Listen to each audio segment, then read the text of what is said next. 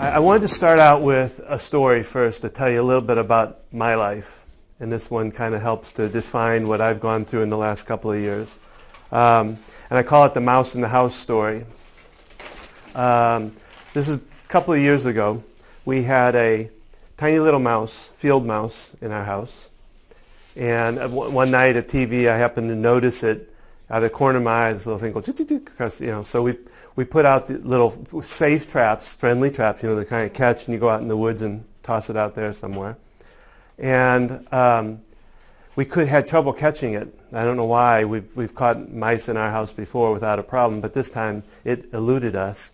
And I had thought that it by chance had crawled up into the back of our stove because we had smelled something one time, so I kind of, And one night, as we were getting ready for bed, getting snacks in the kitchen, my daughter and my youngest son, who was 5, at that time he was about 3.5, were getting their snacks.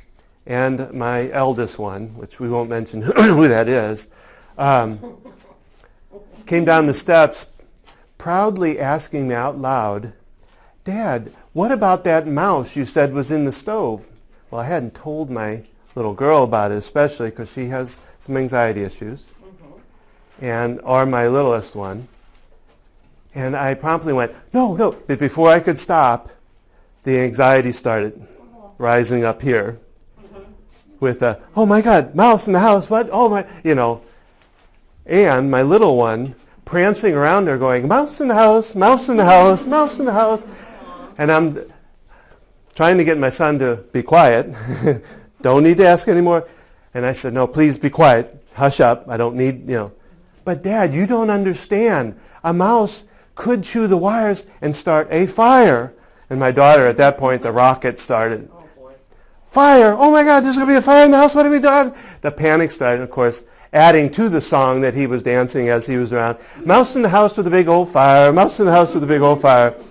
The anxiety was off the roof. Plus, trying to stop the eldest one from continuing was a little bit of a challenge because stop just didn't seem to be in his vocabulary at the moment.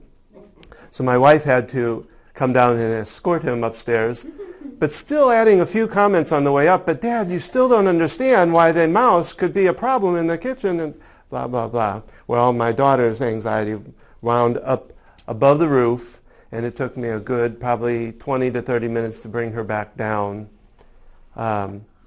And of course I used the tapping, which is what I'm going to talk about today, to do that. But now that really wasn't the worst of what we had to go through in our household.